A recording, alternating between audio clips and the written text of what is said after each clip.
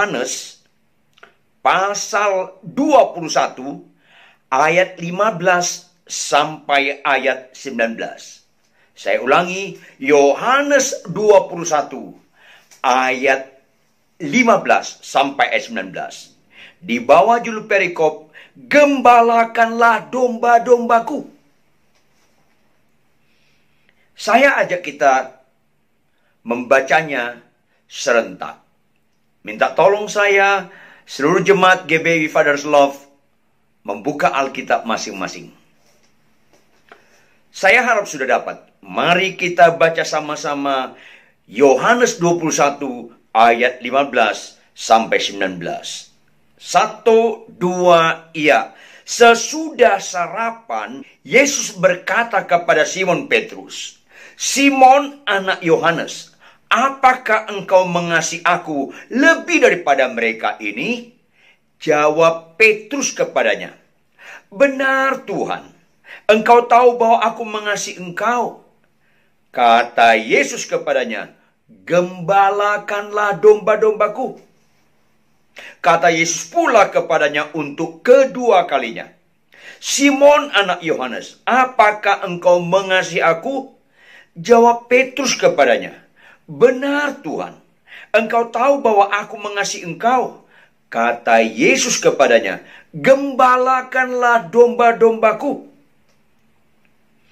Kata Yesus kepadanya untuk ketiga kalinya, "Simon anak Yohanes, apakah engkau mengasihi aku?"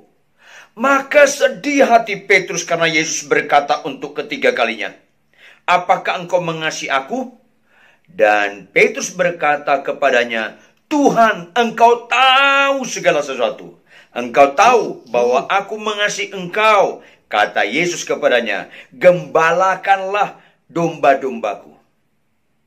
Aku berkata kepadamu, sesungguhnya ketika engkau masih muda, engkau mengikat pinggangmu sendiri dan engkau berjalan kemana saja yang kau kehendaki. Tetapi jika engkau sudah menjadi tua, engkau akan mengulurkan tanganmu dan orang lain akan mengikut engkau dan membawa engkau ke tempat yang tidak kau kehendaki." Dan hal ini dikatakan Tuhan Yesus untuk menyatakan bagaimana Petrus akan mati dan memuliakan Allah. Sesudah mengatakan demikian, Yesus berkata kepada Petrus, "Ikutlah aku." Sedemikian jauh kebenaran firman hari ini. Dan tema firman Tuhan hari ini adalah teguran yang lembut tapi tajam. Saya ulangi, teguran yang lembut tapi tajam. Ini perlu saya minta kita untuk ekstra konsentrasi. Mulai dari latar belakang konteks. Ingat, jangan menggali firman atau menyampaikan firman lepas dari konteks. Nanti kita lari daripada pengertian yang sebenarnya. Konteks kebenaran ini ayat 15, sesudah sarapan. Jadi murid-muridnya setelah sarapan. Kira-kira sarapan jam berapa?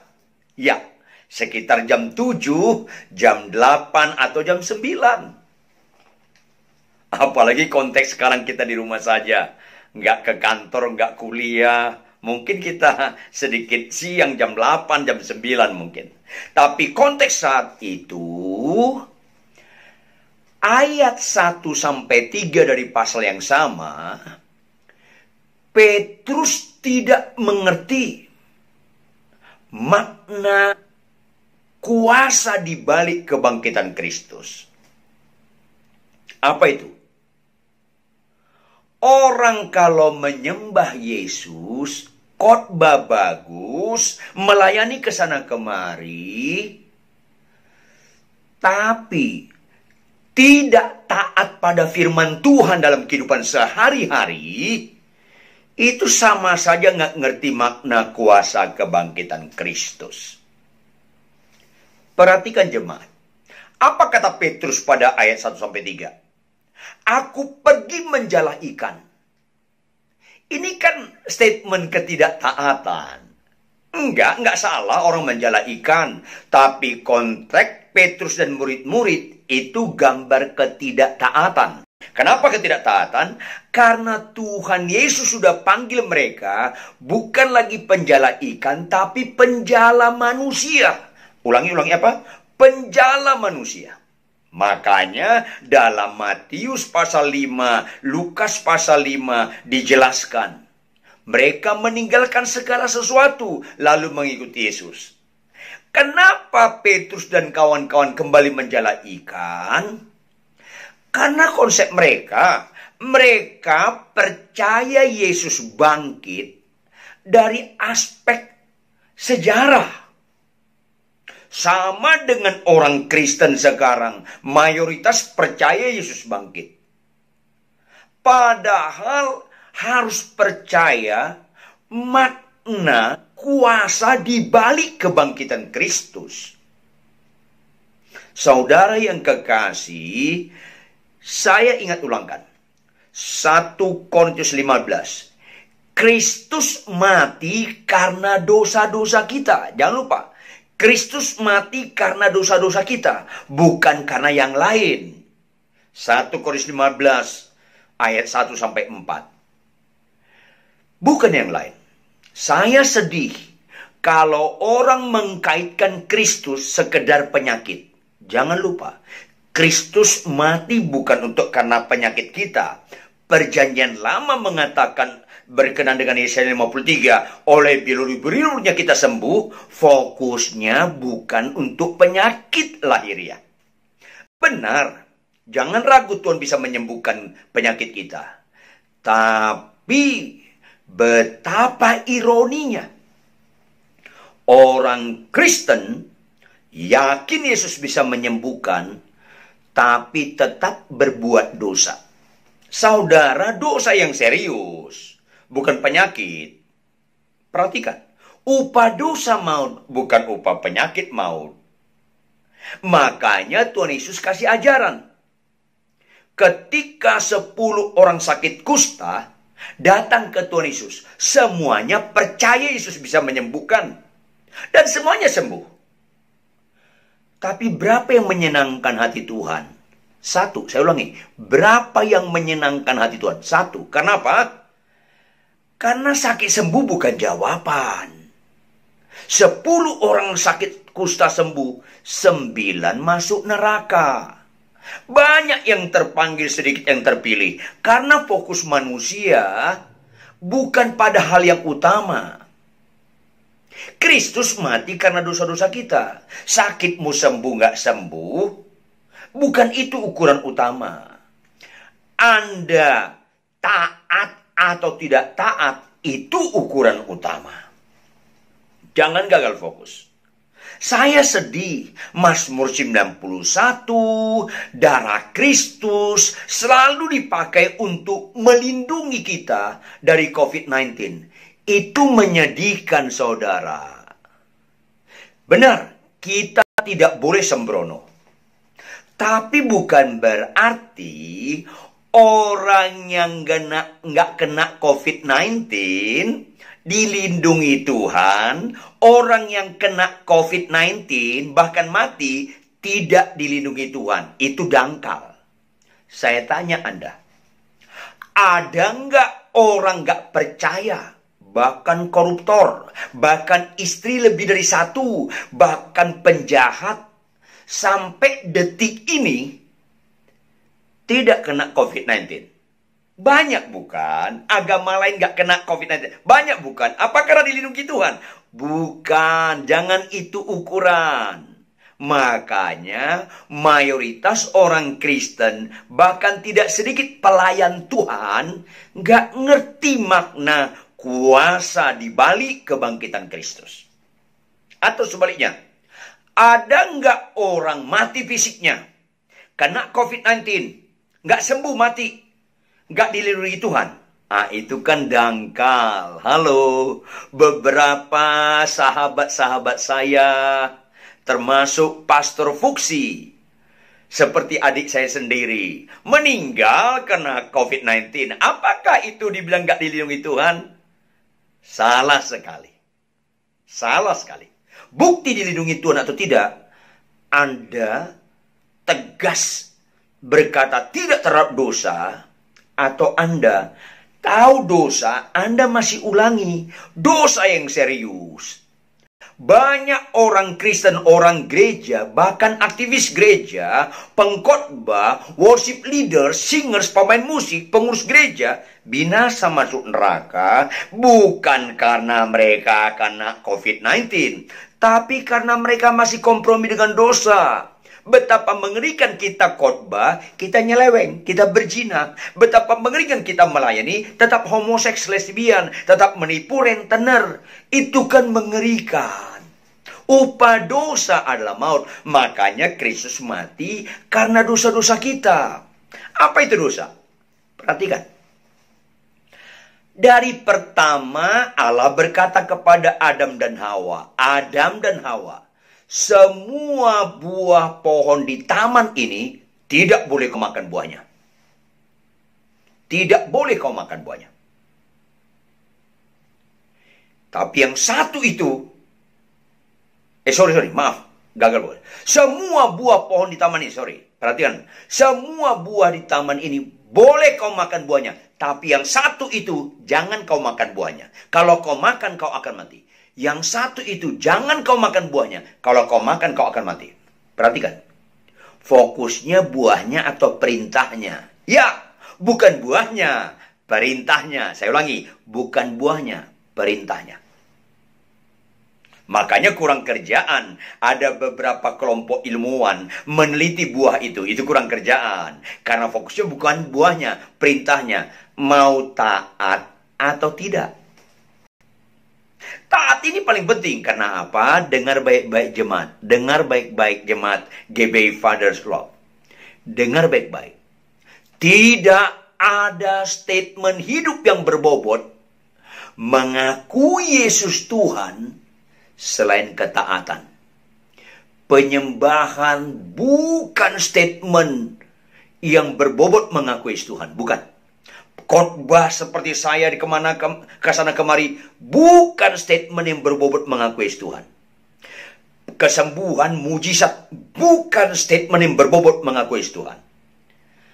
Pelaku firman Tuhan, taat, itu statement yang berbobot mengakui Yesus Tuhan, Yesus Raja, Yesus Juru Selamat, Yesus Penebusku.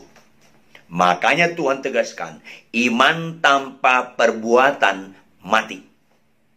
Makanya Tuhan tegaskan, orang yang berbahagia adalah orang yang mendengarkan firman Tuhan, merenungkan, dan melakukannya. Ini penting sekali. Adam dan Hawa tidak taat. Diambil buah, mereka makan. Maka mereka diusir. Karena apa? Tidak taat. Jangan lupa jemaat. Dosa sama dengan tidak taat.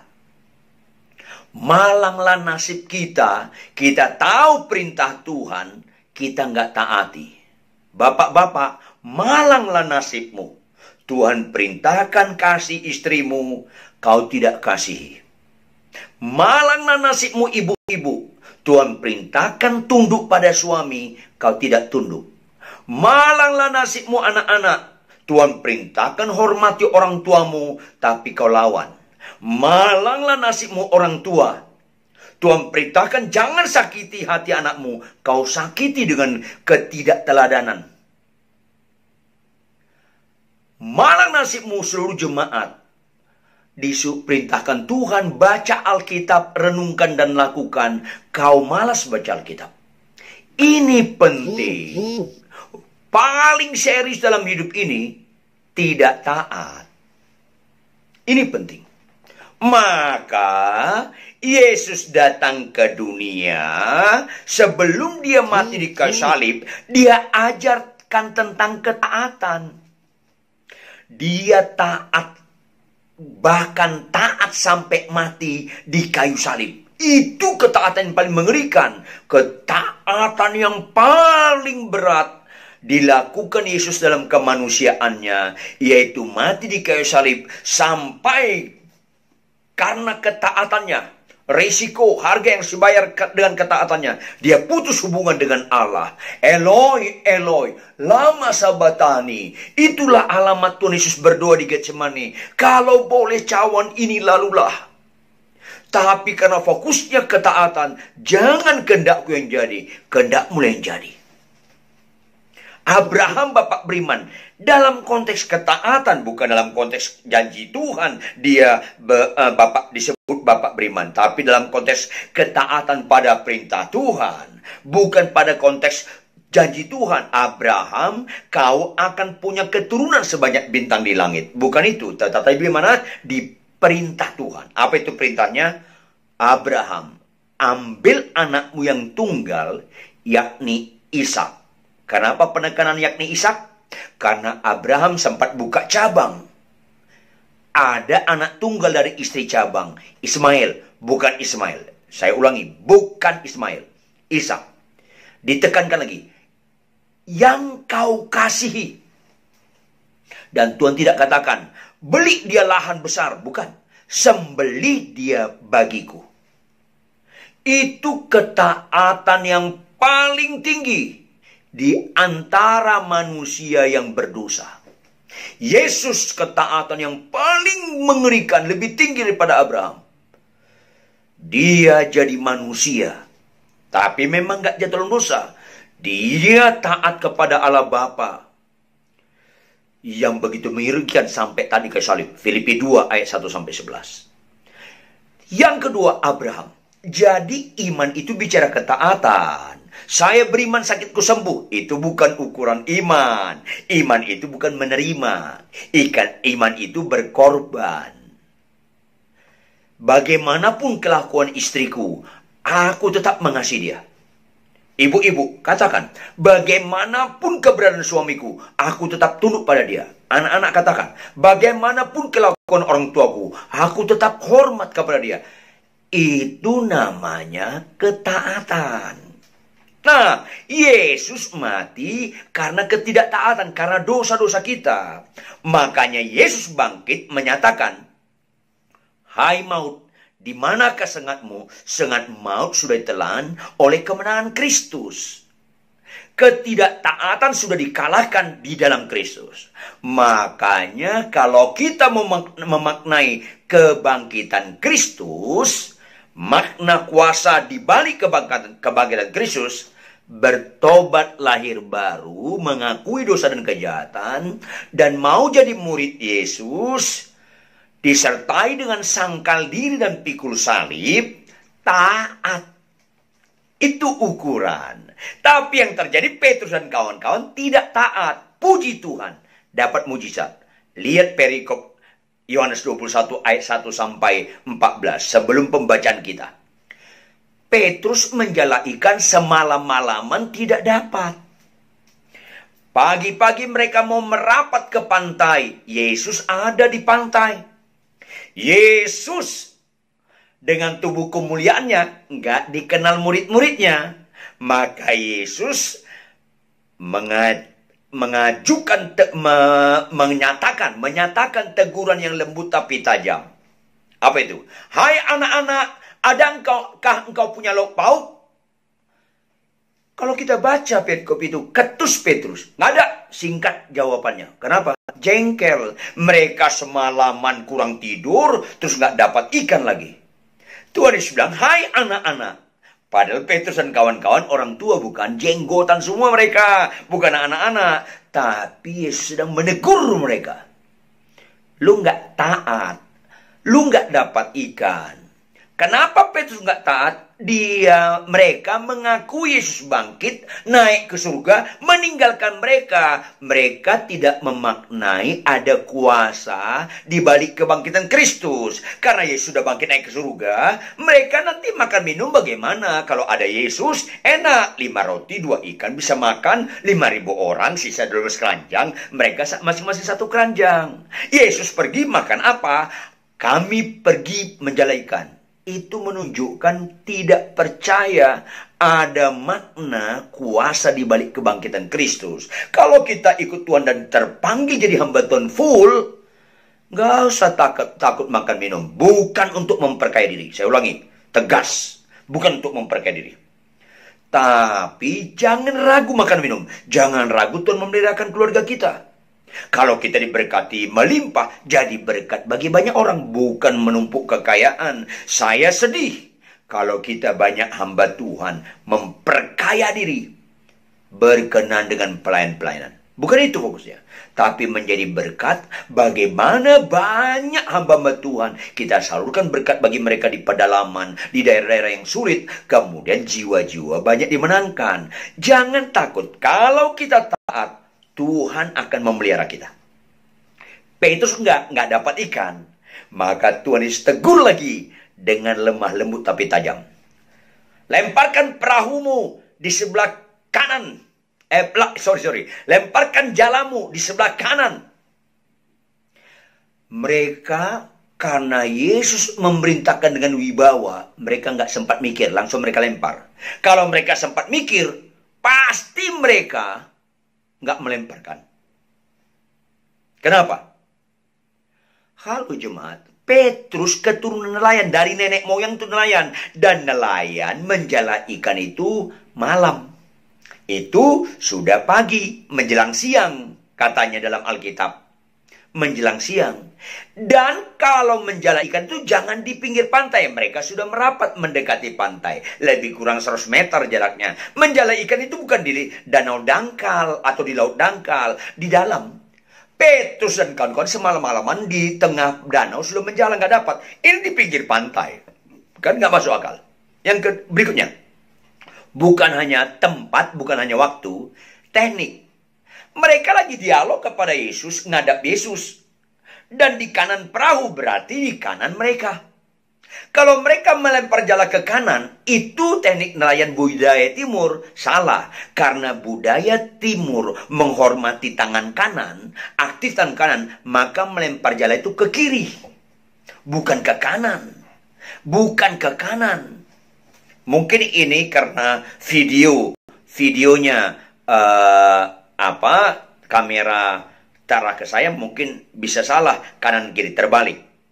Tapi maksud saya ini kiri saya. Kalau di video kayak kanan ya. Ya, kiri saya. Nah, ke kiri itu salah.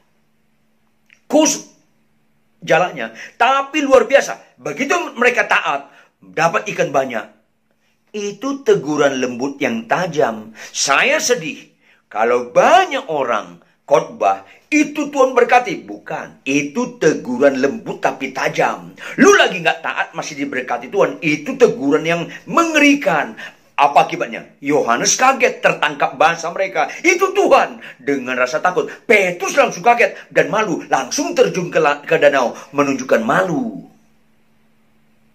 Dan ketika mereka ke pinggir pantai, teguran lembut tajam lagi terjadi. Apa itu? Di pantai, Yesus sudah membakar ikan dan roti. Petrus, lu kan nelayan. Tuhan bukan nelayan. Dia pencipta danau, pencipta ikan. Dia Tuhan semesta alam. Kau nggak dapat ikan. Tuhan Yesus bukan segera dapat. Dia sudah masak. Sudah siapkan untuk murid-muridnya. Itu teguran lembut tapi tajam. Ia membuat mereka rasanya ketampar lebih keras dari tamparan fisik. Tamparan ke hati tajam sekali. Bahkan Yesus lanjutkan teguran lembut tapi tajam. Ambillah ikan-ikan yang baru kalian tangkap. Kan mereka nggak tangkap ikan. Mereka nggak dapat. Yang ditangkap hari ini bukan karena mereka tangkap, tetapi karena Tuhan menyuruh ikan itu masuk dalam mereka. Ketika Petrus mengambil ikan itu, dia hitung 153 ekor banyaknya, besar-besar. Sehingga seharusnya jalannya koyak, tidak koyak.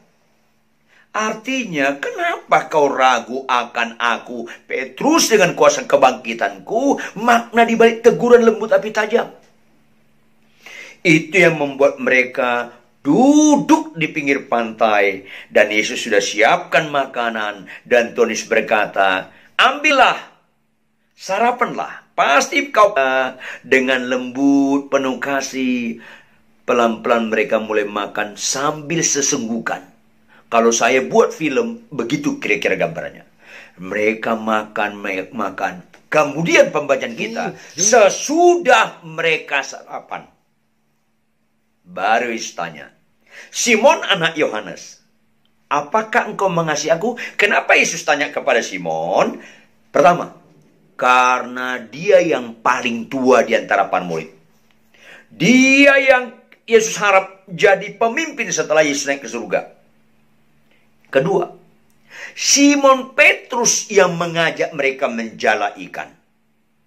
Simon Petrus provokatornya. Simon Petrus biang keroknya. Batu sandungan. Ketidaktaatan. Tapi Yesus memberikan kesempatan lagi buat Petrus, buat kita sekalian supaya taat. Maka pertanyaan Yesus apa? Apakah engkau mengasihi aku lebih daripada mereka semua ini? Petrus selesai sarapan masih dikuasai emosi, rasa malu, rasa teguran begitu tajam.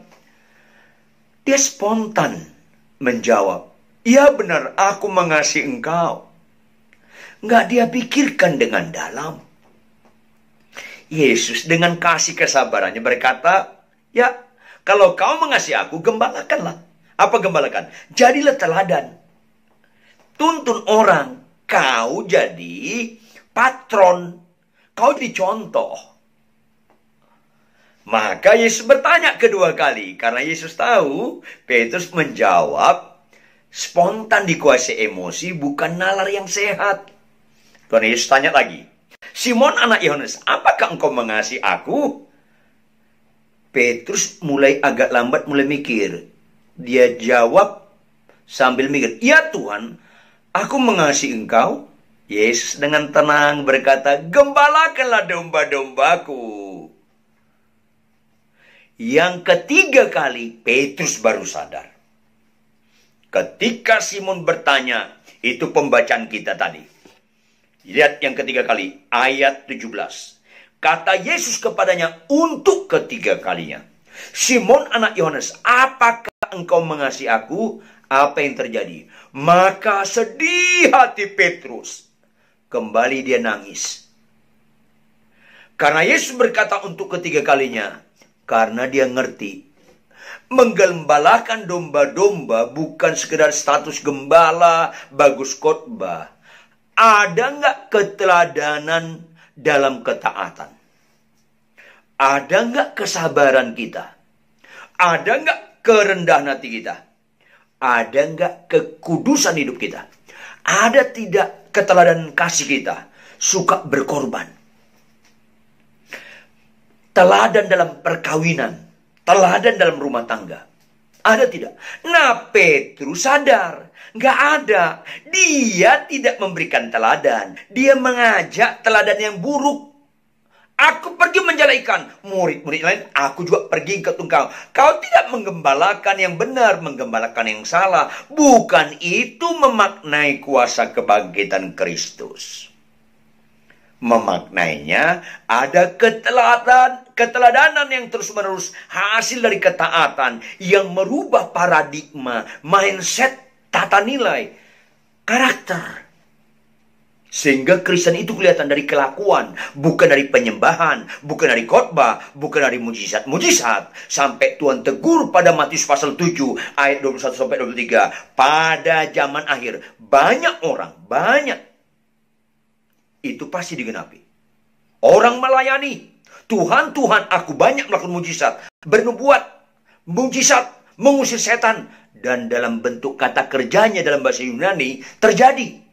Tapi Tuhan, biarpun terjadi itu nubuat, terjadi itu mujizat, terjadi mengusir setan, Tuhan bilang apa? Aku tidak kenal engkau, hanya kau pembuat kejahatan. Kenapa? Yohanes 7:1. Melainkan mereka yang melakukan kehendak aku, yang pelaku kehendak Bapa, pelaku firman, yang taat, khotbah bagus, banyak mujizat, punya istri simpanan, binasa masuk neraka. Tuhan tidak kenal kita. Khotbah bagus, banyak mujizat, tapi menipu, berbohong, sombong, memperkaya diri, itu Tuhan bilang, aku nggak kenal engkau. Menyembah gemetar-gemetar, terharu-terharu, tapi pulang istri kita gemetar sama kita karena kita kasar, binasa, nggak pelaku. Singers, worship leaders menyembah gemetar-gemetar, tapi Anda naik motor lawan arah, orang lain gemetar kepada Anda. Itu kan Anda munafik dan penipu. Taat. Kenapa kita nggak taat? Karena kita tidak memaknai kuasa di balik kebangkitan Kristus. Taat. Tuhan akan menyambut orang-orang percaya dalam konteks ketaatan. Pada zaman akhir, Tuhan hargai siapa? Sabaslah hambaku yang setiawan. Jemaat yang dikasih Tuhan. Kita harus jadi pelaku firman. Kita harus punya keteladanan hidup. Kita harus punya ketaatan yang benar. Makanya Tuhan bilang, apakah engkau mengasihi aku? Yuk, kita buka apa arti mengasihi Tuhan. Yohanes 14 ayat 15. Sudah dapat Yohanes 14 ayat 15? Kalau sudah dapat, saya ajak jemaat membacanya bersama-sama. Yohanes 14 ayat 15. Sama-sama kita baca. 1, 2, ya. Jikalau kamu mengasihi aku, kamu akan menuruti segala perintahku. Jikalau kamu mengasihi aku, kamu akan menuruti segala perintahku. Mengasihi Tuhan, menuruti segala perintahku. Bapak-bapak, bagaimanapun istri kita, cerewet pun istri kita, kita tetap mentaati perintah Tuhan. Kasihlah istrimu. Kita mengasihi istri kita, nggak ada kaitan dengan istri. Kita mengasihi istri kita karena ada kaitan kita membangun ketaatan kepada Tuhan. Camkan itu. Hai istri, tunduklah pada suami. Ibu-ibu, tunduk pada suami. Nggak ada kaitan dengan kelakuan suamimu. Karena engkau tunduk pada suami, karena kau taat sama Yesus, yang adalah penebusmu, Tuhanmu dan Rajamu. Ketaatan statement yang berbobot, mengakui dia Tuhan kita. Tanpa ketaatan, nggak ada yang berbobot mengakui Tuhan. Penyembahan khotbah itu manipulasi emosi, kalau nggak disertai dengan ketaatan. Taat. Anak-anak, taati firman Tuhan, hormati orang tuamu. Bapak, ibu, jemaat sekalian, taat baca firman. Capek tidak capek, ngantuk tidak ngantuk, sehat kurang sehat, konflik tidak konflik dalam rumah tangga. Taat baca firman. Jemaat yang kasih, taat mengampuni, membalas kejahatan dengan kebaikan. Jemaat, taat memberikan perpuluhan, kasih persembahan. Taat. Itu buktinya Yesus Immanuel menyertai kita, supaya kita tetap mengabdi dia, beribadah kepada dia dalam roh dan kebenaran. Apa menyembah Allah dalam roh dan kebenaran?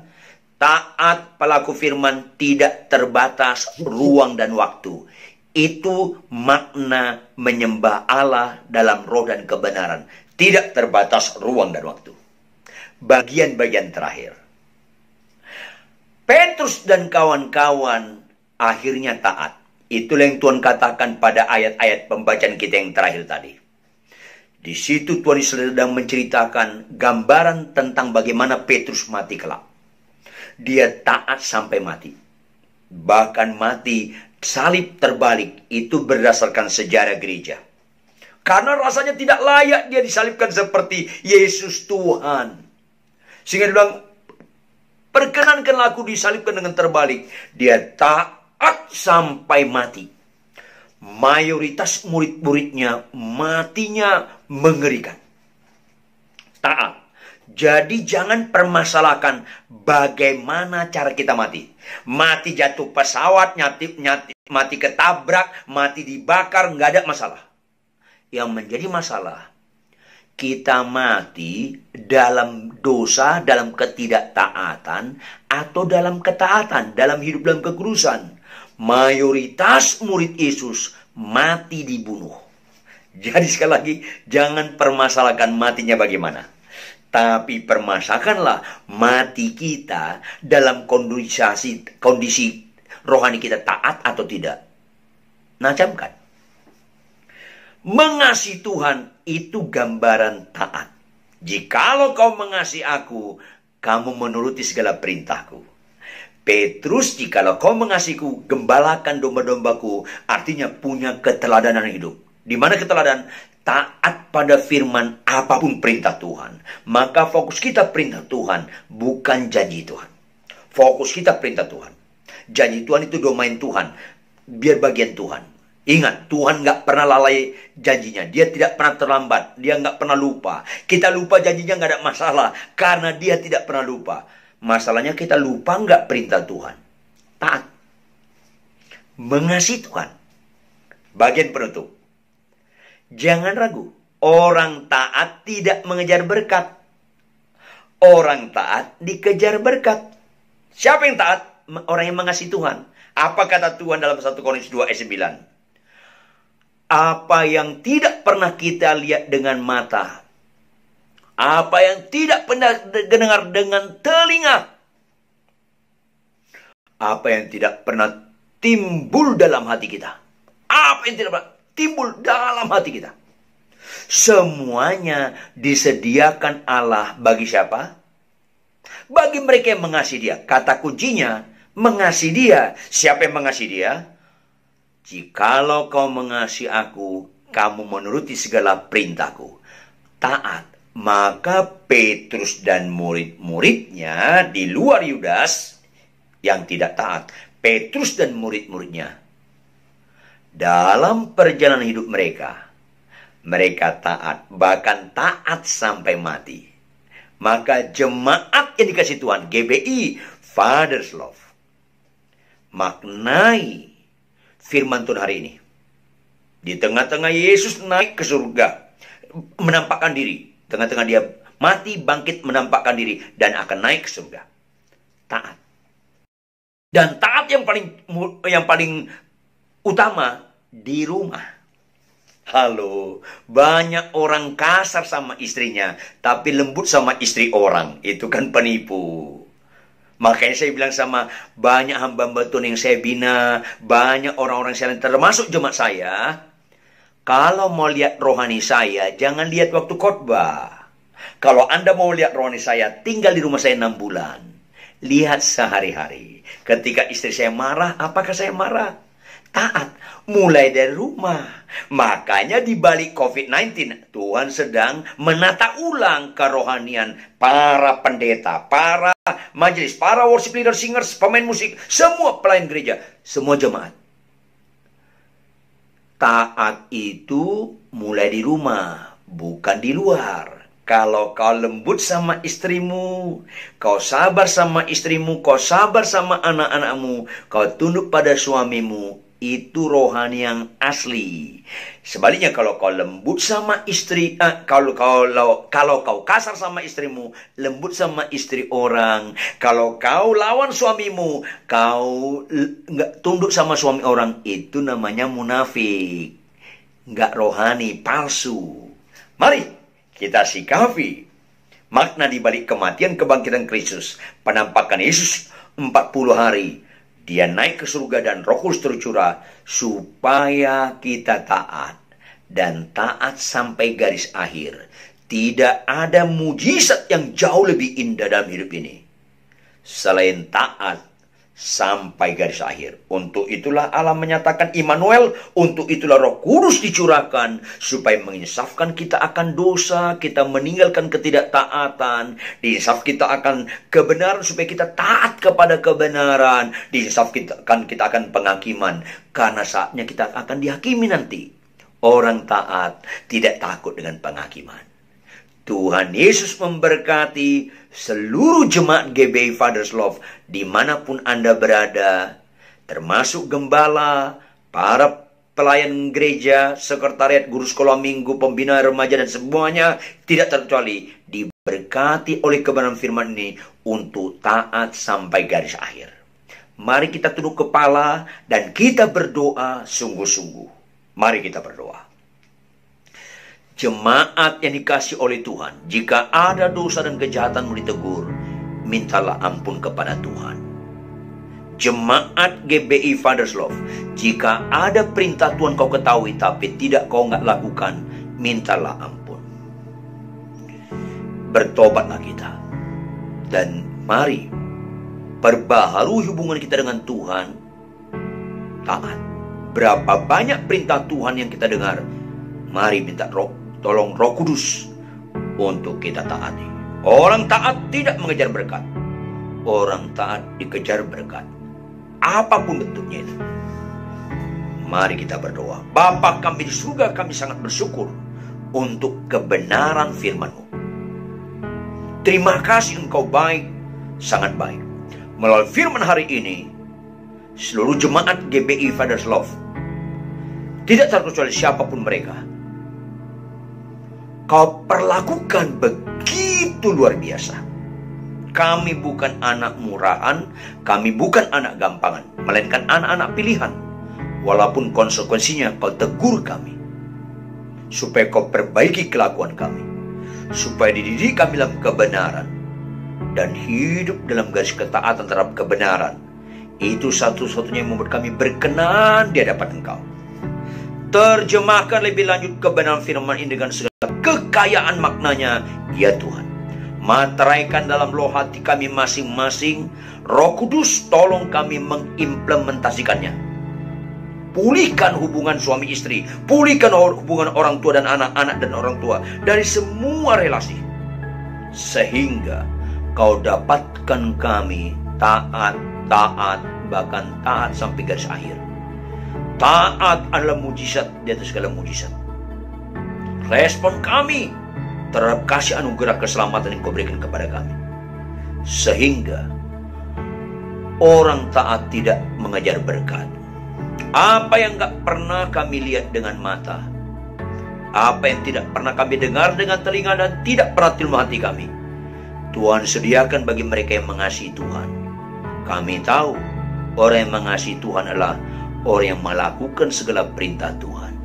Dan pada hari penghakiman, orang taat setia menjadi pelaku firman tidak pernah takut dengan penghakiman. Sebab Engkau berkata kepada orang-orang yang taat, sabaslah engkau, hai orang yang setiawan. Setiawan, orang yang setia. Berkati jemaat-Mu Tuhan. Percayakanlah mereka taat sampai garis akhir. Berkati gembala, berkati semua pengurus, semuanya Tuhan, taat pada garis akhir. Layakkanlah kami dalam pertolongan Roh Kudus, dalam nama Yesus Kristus. Haleluya.